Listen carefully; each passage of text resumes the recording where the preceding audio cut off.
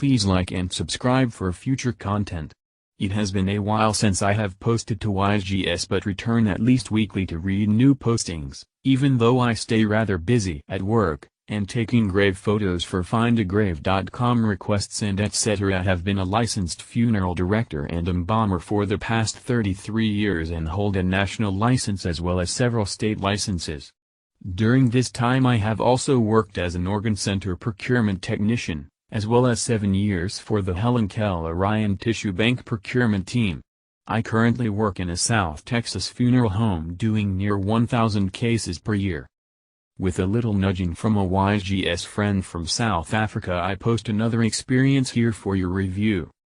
Just Monday evening of this week I had returned to the funeral home around 21:45 to retrieve some personal effects as I was starting vacation on Tuesday.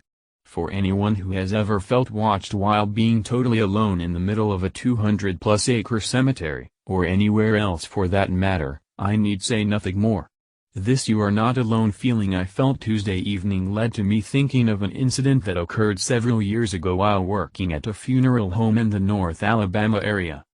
I had been called to one of our funeral homes rather early in the evening, just about twilight, to meet the county coroner who was bringing in a murder-suicide for our facility to hold.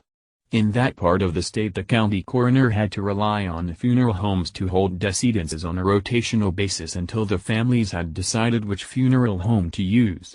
After leaving both cases in my care, I went to the funeral home office to appease my curiosity over a couple of cases I had just seen in the prep room.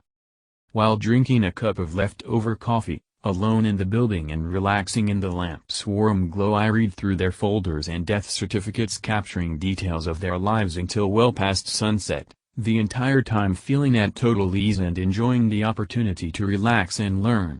After 30 minutes or so I returned to my truck and had started home to enjoy the rest of the evening with my family, and perhaps a couple of cold beers. I could not have gotten more than 10 miles away when I received the call that we would in fact be retaining both cases and to proceed with the embalming process of both. A little upset that I would not get to see my children that evening, nor those cold beers, I reluctantly returned to the funeral home to begin my arduous task. Pulling into the parking lot I sensed the presence of an unwelcome entity on the premises that I had just left not 20 minutes prior. Immediately I realized that my home feeling was gone, and I was not alone. As I began the embalming process on these cases, I felt as though I was being observed or watched from near the door that led from the prep room into the no longer used bedroom that we now used for storage. While I am fully aware that one can lend themselves to delusions, I had not been in that state of mind prior, nor thought that I was at that time. As I started to embalm the murder victim I felt a rush of emotion like I had never felt before, one of immense sadness. As I continued to the alleged perpetrator, still sensing a presence, I began to see what appeared to be a translucent shadow-like being moving along the wall leading to the garage.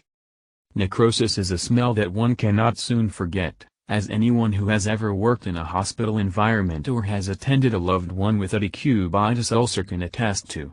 But as I observed the shadow, it seemed to stop as if it knew I could see it, move back along the wall from the garage door until it came near the end of the embalming table where I stood. It smelled as if something putrid stood beside me, a smell of decomposition. Once you have worked around it, you never forget.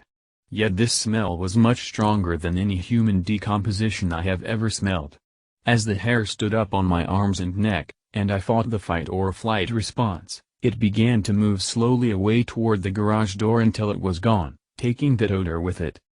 I am not sure what happened there that evening, but feel that I was certainly visited by some unworldly entity who may have been there for some reason pertaining to this murder-suicide.